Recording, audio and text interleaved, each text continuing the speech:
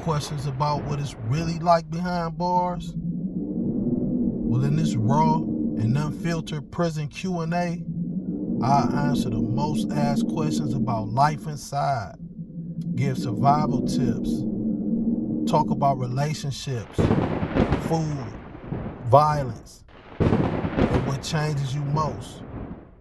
Whether you're curious, scared, or just want the truth, this the video you've been waiting for.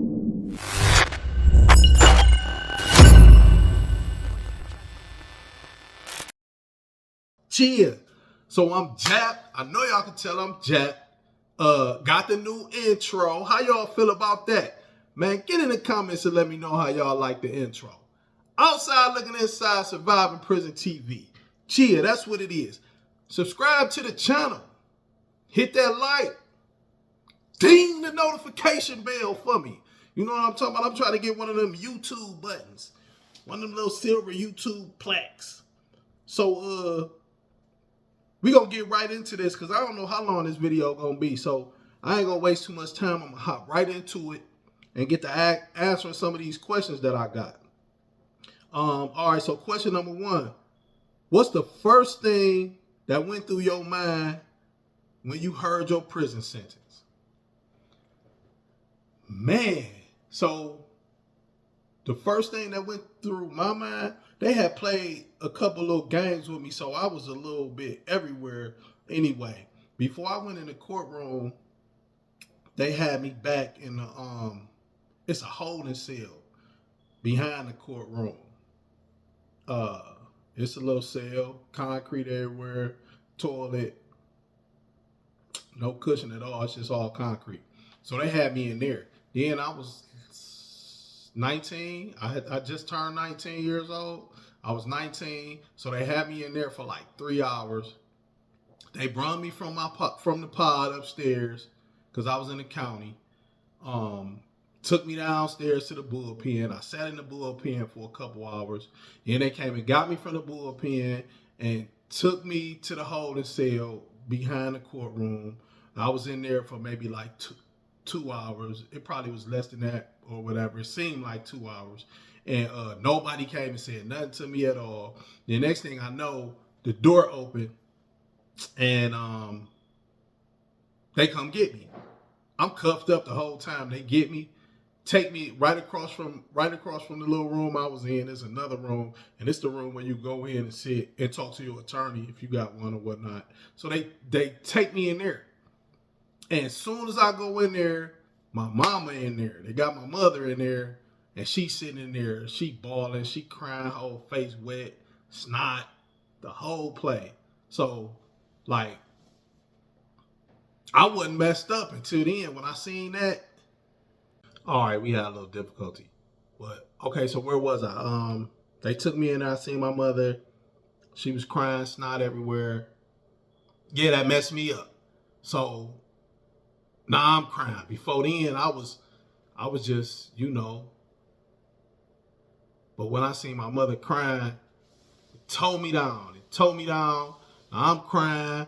I'm holding her.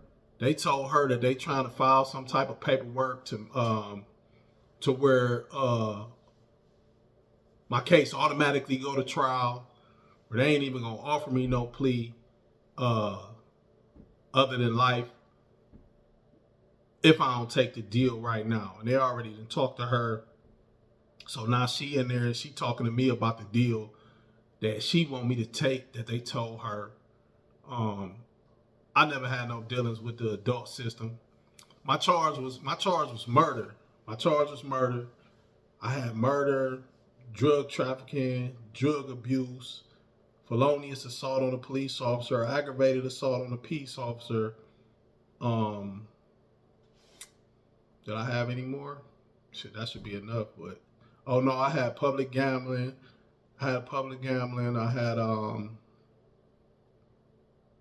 they charged me with criminal tools. Like, they charged me with every single thing. They charged me with having a pager. They charged me with everything, criminal tools. So I had all that.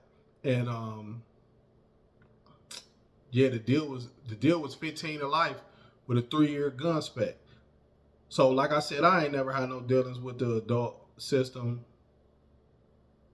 And my older brother Ronnie, R.I.P. He did. He had a couple numbers. So I want to talk to him. So that's what I'm requesting. I'm like, where my brother at? I want to talk to my brother. Let me talk to my brother before I do anything.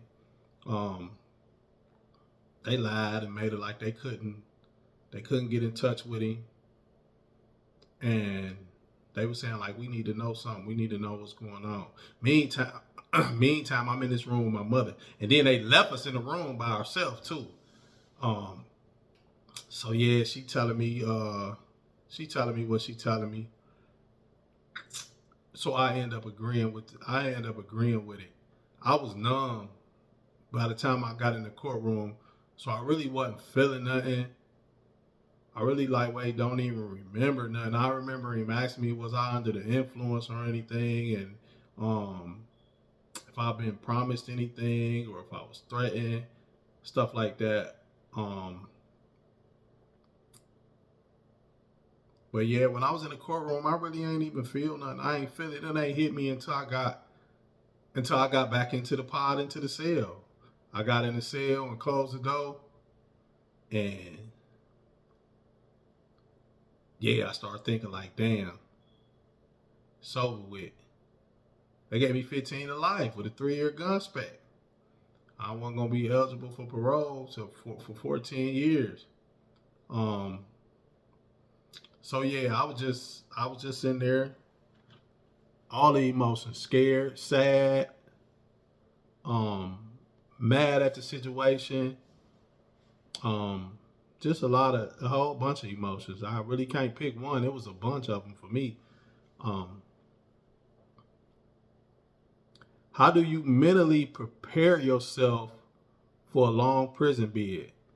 Well, I really don't even think you can mentally prepare yourself.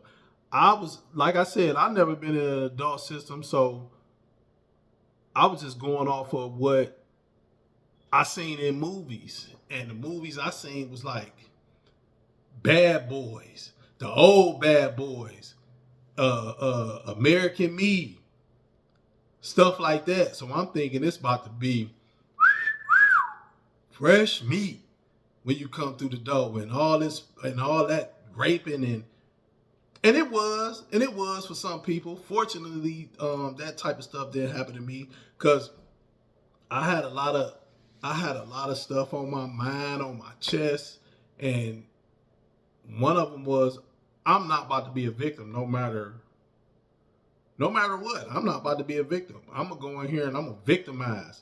I'm not about to be a victim. So I turned into something else. I already had a little bit, but when I got in there, I had a really bad mean streak. I still was me and I was cool, but my senses was heightened. Any little thing, I was on it. I gotta address it, and we gotta take care of it right now. Right now, I'm not about to wait. I'm taking care of the business because I'm shook. I'm shook. I'm scared. I ain't about to be no victim. I got 15 years of life with a 3-year gun spec, so I'm gonna be in here. It ain't no running. I'm not about to go tell. Ain't no telling. Ain't none of that. I gotta stand on all 10. So, and then too, I was smoking water, wet, on the street. So I was still a little fried too. Young, fried, scared, in prison all this time. It's a horrible combination. It was really, it's a horrible combination. So I just put myself in the mindset that when I get in here, I ain't taking nothing. I'm not taking a thing. I'm not taking nothing from nobody, and ain't nobody about to do nothing to me. So I was like that for at least the first 8 years of my incarceration. First 8 years of my incarceration, I was off the chain in there. I was off the chain and really didn't slow down until I decided I wanted to get my status dropped, my level dropped. Because I 8 years and I never even knew nothing about getting your status dropped to go to a lesser lockdown facility. I'm thinking this what it is, this here I am. I found out that it's a higher max and super max, but I ain't know it was lower for 8 years. And then when I found out it was lower, that's when you know what I'm saying, I wanted to go and see what that was about. And the reason I found out about that, because a couple guys that I was hanging with in there, they got their status lowered, and they went and they writing letters like, hey man, you got to get here. It's this, it's that, it's this, it's that. So now I'm like, huh, okay, let me get there. Now I'm intrigued. I want to go. And so when I went up for status review, they tell me, you ain't going nowhere. You ain't going nowhere. And it's like, why? I ain't did nothing. I ain't been in trouble in a minute. And like, you ain't even got no GED. You came here when you 19. You such and such years old. Now you still ain't got no GED. So I started going to school. I wanted to go that bad. I wanted to start going to school and got my GED. But what happened, I got bit by the bug. I got bit by the education bug. Once I did my GED, and then I'm signing up for everything now. I'm signing up for everything. So I trades and programs and anger management and victims awareness. And when I took that victims awareness, it opened my eyes up to so much other stuff. But that's something else. Let me hop into another question. What was your first night in prison really like? Be honest. I had made a video about my first night in prison. My first day in prison, a nigga had a box of Debbie sitting on my empty bunk before I even got to the cell. When I got to the cell, I get there with my linen. I got my Browns on, my brown jumpsuit on. I got the linen in the laundry bag. I get to the cell. My cellie worked in Death Row. Death Row was in the Mansfield Correctional Institution at that time. So he worked back there as a porter. So he wasn't in the pod when I got there. So I'm trying to chill and wait till he get back to the block before I go in there and do what I'm going to do. Because he had been there for a couple years. And he had TV, a fan, a lamp in there. He had his velour blanket. He had his little room decked out. So I was calling myself being respectful. Plus, I didn't know what was going on, so I was just chilling. But on the top bunk was empty. No sheets, no nothing. I got everything in my net bag. So, but it's a box of Debbie sitting in the middle of the bed. An unopened box of Swiss rolls. So, yeah, I go in there. I see the box. I don't open them. I think they probably my bunkies or whatnot. He was taking too long to come back, so I ended up going in there and making my little bed and taking my clothes off and going to take a shower. So I went to take a shower, and when I came back, so we got these little windows. They probably like that big in the door, and they probably like that long, probably like that wide. You know what I'm saying? You can get in and look. They in the corner of the door, the cell door. And we used to take these makeshift cardboard window blockers. Make something big enough to just put in the window. So like if you in there and you doing something and you don't want nobody to walk past and look in your cell, that'll block it. We call them shit signs. So boom, put the sign in the window, and I'm in there. So like this is my first day there, so I ain't got nothing but some like the dunce. The Superman draws type thing.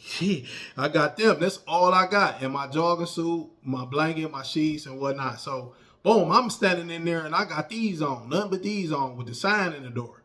And I'm lotioning up, deodoring up and stuff. And the door snatch open.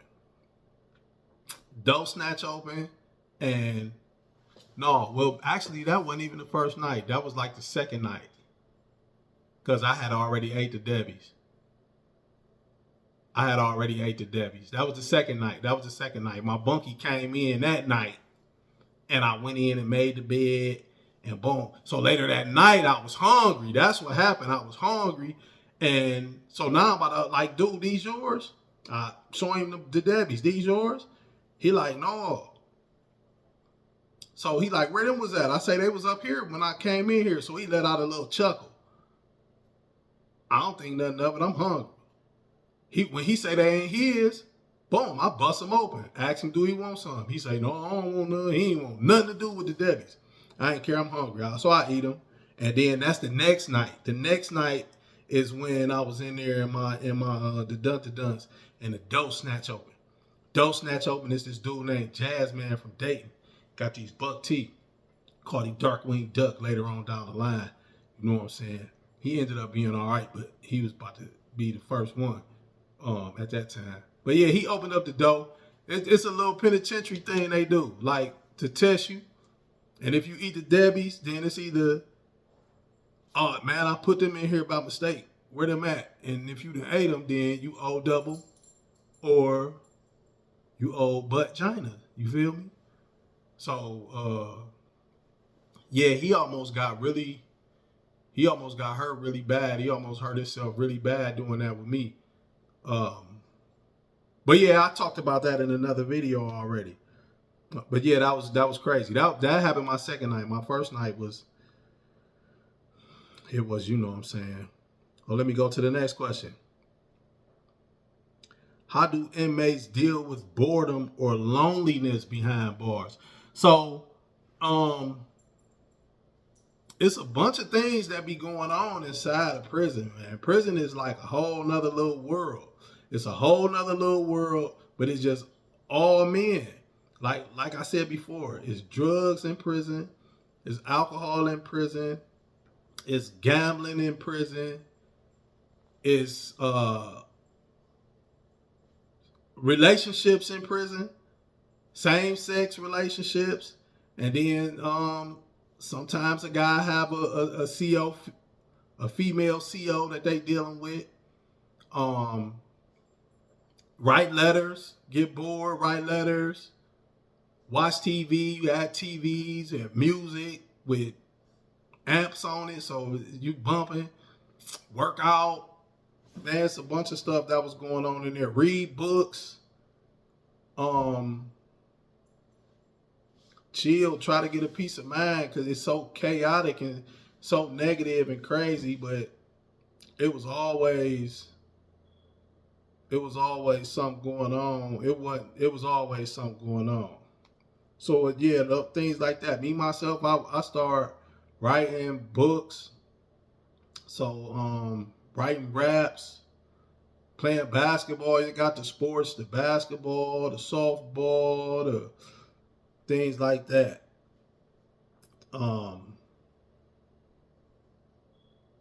What's the unspoken prison code that everyone must follow? So nowadays, it seems like it ain't no codes. It's a free fall. It is what it is. You know what I'm saying? I don't know how it is in the federal penitentiary or like out of state somewhere, but in Ohio, man, niggas ain't going by no code. They ain't got no, it ain't no honor. It ain't no, like back in the day, it was no snitching, no homosexual activity. And now it's the snitching, the it's everything. Everything goes. So everybody doing everything for real. I ain't gonna say everybody, but it really ain't no. Yeah, I can't think of one. If you could think of one, hit me up and send me. If you've been incarcerated and you seeing this and you could think of one, shoot it to me, rush it to me, and I'll hop on. And if it, you know, but up here, they going with the flow up here. You know what I'm talking about? Have you ever had a fight in prison? What triggered it? I done had so many fights, and a lot of them was just me being in my own head. Me being on my own head, like I said, it could be the littlest thing. Like one time, I was in the child hall. So I was real like meticulous with potatoes, the potatoes they gave us in there. They ain't cook them at all. They'll just take a potato and just throw it in the water and boil it. So it got the skin on it and everything. I don't want to eat the skin. So one day this was the day that one of the sides was the potato. and a potato, but I need to eat this potato though. So I'm sitting at the table. They got a salt shaker, a pepper shaker. So I'm sitting at so what I got to do on my tray before I eat anything, I got to peel this skin off of this potato, all of the skin off, get that skin up out of here, mush the potato down, put the butter on it, stir that butter up in there, then get the salt and pepper in, and boom, boom, boom. And then I can eat. You know what I'm saying? So I'm sitting at the table and I'm peeling my potato, and a guy come and he like, man, let me get that salt and pepper shaker. And I'm like, all right, hold up. And I'm peeling it. But can't nothing move off my table until I'm done using it. You feel me? So hold on. He can get it when I'm done, but hold up. Boom, I'm peeling my potato. This dude reached over and grabbed the salt and pepper shaker. So now I'm like, man, I'm looking. He go to his table. He used the salt and pepper shaker, bring it back, sit on the table. My whole appetite gone. I done pushed my tray to the side. And now I want to fight. I want to fight. And we ended up fighting. When the yard opened at 1:15. I ain't even eat. I got up, I told him, like, I'm being your A at 1:15. And we went outside. He thought I was playing. He came out, whooped on him a little bit behind the salt and pepper shaker. So it was little stuff like that. But yeah, man, I got a bunch of questions. So we're going to be hopping in here, getting live with these. But I don't want to make this video too long. You know what I'm talking about? Hey, salute if you made it to the end of this. I'm going to be right back. You already know. Outside Looking Inside, Surviving Prison TV. Subscribe to the channel. Hit the like and ding the bell. Cheers.